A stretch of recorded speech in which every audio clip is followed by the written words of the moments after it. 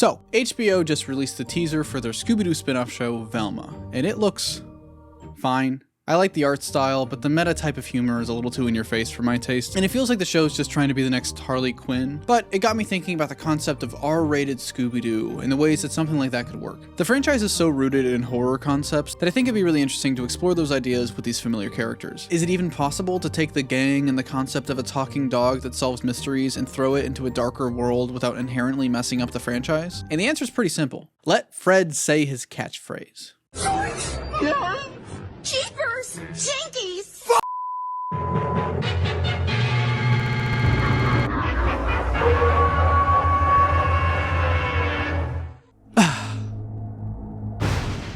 Happy Spooktober, baby! Now, you might be asking, does Scooby-Doo need an R rating? What? No, of course not. It's a show for kids. What the fuck? But despite not needing to go into a mature direction, given the show's history with comedy and parody, I think there's a lot of potential to have fun with the characters by throwing them into a more mature world and storyline, leaning more towards a horror show than anything else. They experimented with that in the crazy Blair Witch parody from a while back, and also during the, I can't believe I'm about to say these words, the crossover with the CW Supernatural, where we see the gang come to terms with the concept of real monsters, demons, and even the thought of them going to hell. Am I going to hell? We told you every freaking time! It's a pretty brutal scene. Jesus Christ, you guys. And the idea of R-rated Scooby-Doo isn't a new one. Obviously, it's one of the biggest factors of the Velma show right now, but James Gunn also tried it back when he was writing the first live-action movie. And that R-rated script got pretty far into development before it was eventually toned back. Warner Brothers was worried about the impact on the brand, and I suspect that this is also the reason why Velma isn't using the Scooby-Doo character, but is allowed to use the rest of the gang, because we all know WB's weird like that. But let's just say that we were able to sneak under Zaslav's greedy little nose and are able to get a mature Scooby-Doo story off the ground. Obviously, something like this would never be able to release in theaters, so it would have to be an HBO thing, and we'll just have to pray and hope that we don't get cut for tax reasons. Isn't the streaming era just so much fun, everybody? And so here's how I think that an R-rated Scooby-Doo could work. We open with a murder. A man walks into his home to find his roommate completely butchered, pinned to the wall, surrounded by remnants of a satanic ritual. The man turns on the lights and we see his face. Melvin Doo. Terrified, Melvin starts to call the police before stopping.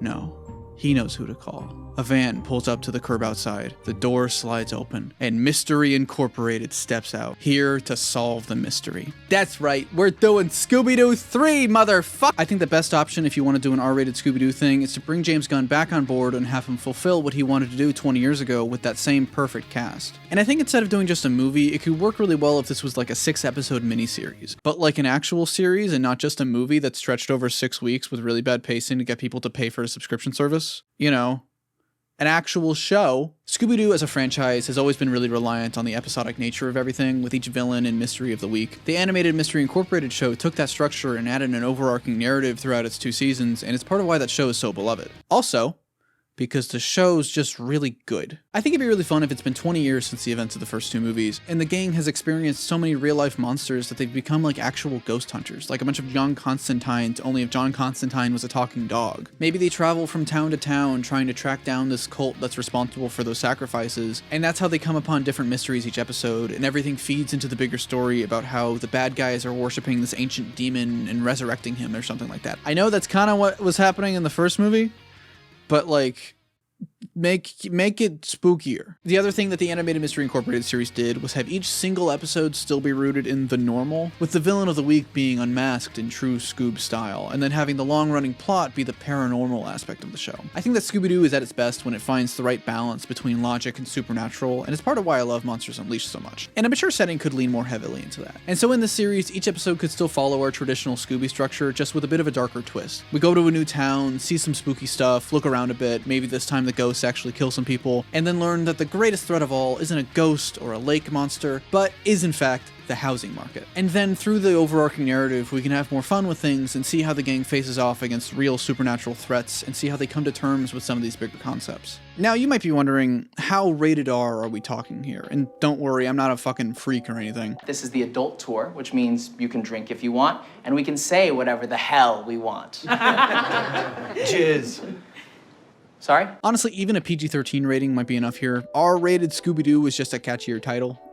Can you blame me? It's interesting, the ghosts. But you're ruining the tour. It's the adult tour. It's not for kids. Dude, I work really hard at what I do, and you're totally insulting it. Think more like a standard horror movie, just with Scooby-Doo characters. Some blood, some scares, a few fucks from the crowd, that kind of thing. Like if Shaggy was in Scream. Wait, hang on. Like if Freddy was in I Know What You Did Last Summer.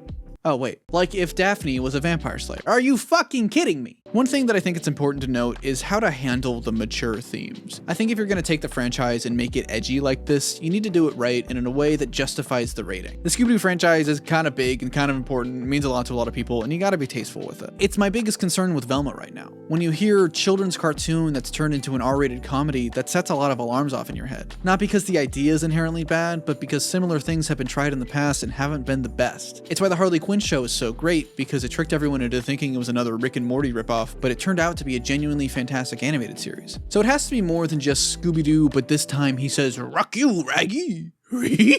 and instead should be treated like Scooby-Doo for Scooby-Doo fans that have grown up. And so I think that the Scooby-Doo characters shouldn't be messed with too much. These essentially living cartoons, but now in an actual horror movie environment with real stakes. Daphne steps into a pool of blood surrounded by a decapitated corpse and says, "Oh, jeepers!" Velma's running from a real-life Demogorgon and still stops to find her glasses. Fred sees a morgue of dead bodies and rushes up to look at the corpse. Oh, wait, that actually happened. And here's the other thing. We don't do the obvious thing and have Shaggy be a drug dealer stoner who smokes weed and turns Scooby snacks into ketamine-laced dog treats. We've danced around the weed allegations for decades, and honestly, I think it's funnier if we just never address it. Instead, everyone else just assumes Shaggy's a stoner and keeps offering him stuff, but then he keeps saying, "I don't know what that is," and eats another 10-foot-long sandwich. We also gotta finally make Velma gay. And that's not even that wild because the animated stuff is doing that right now. Velma's been subtly gay for decades.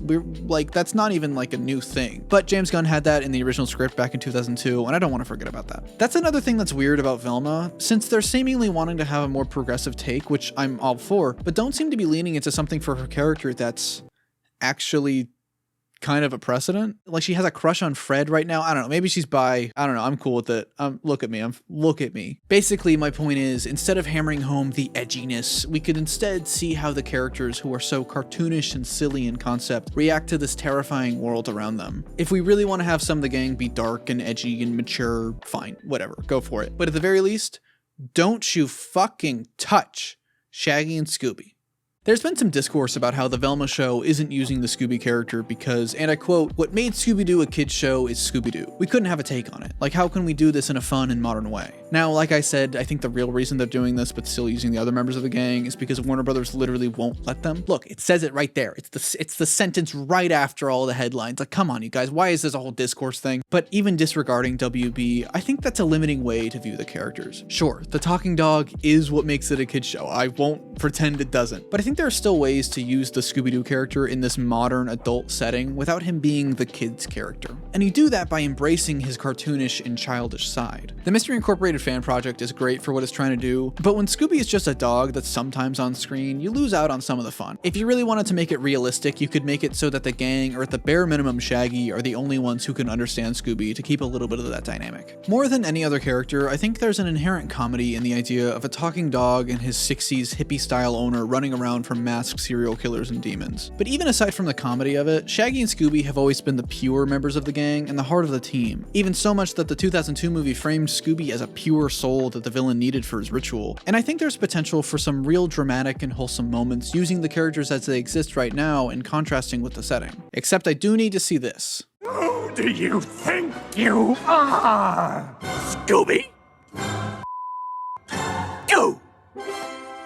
The audience for traditional Scooby-Doo stories will always still be kids. That's just inherent to the concept of the franchise, and I'm not going to pretend like Scooby-Doo is for adults now or some shit like that. It's crazy. But that's not to say that there isn't a market and a desire for some more mature and serious Scooby stuff. Velma might end up being the thing to scratch that itch for a lot of people, and other fan projects might be able to also, but I think that there are some Scooby fans who've grown up with the franchise and with the series and wouldn't hate to see some stories that feel like they've grown up with them too.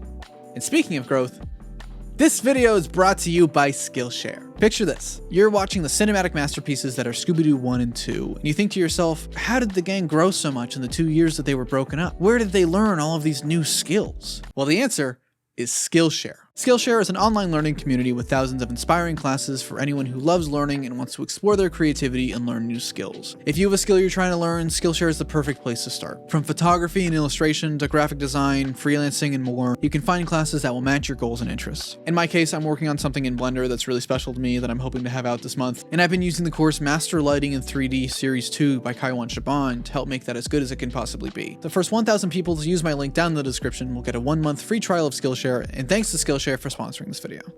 Thank you so much for watching, everybody. If you liked this video, be sure to like button and subscribe. Special thanks to Alto the Sting, Cabbage Boy, Cassidy Bond, Chicken McDoofus, Connor Langell, Cosmic Tragedy, Iron Ninja, Jonah, Corey's Not Fresh, Lime Spice XL, Logan Triplet Films, Ryder Harrison, Simply Dan, The Artsy Fartsy Guy, Tim Neufeld, Troy Says By Erasure is Gay, Tyler Goodrich, Yash Kapoor, Zachary Stonebreaker, Zero to Hero 148, and ZZ Toasty for being spectacular fanboys on my Patreon. This is MatroyBoy17 coming at you live. Stop being shitty about the Velma show. Like, come on, you guys. Happy Spooktober, and I'll see you around.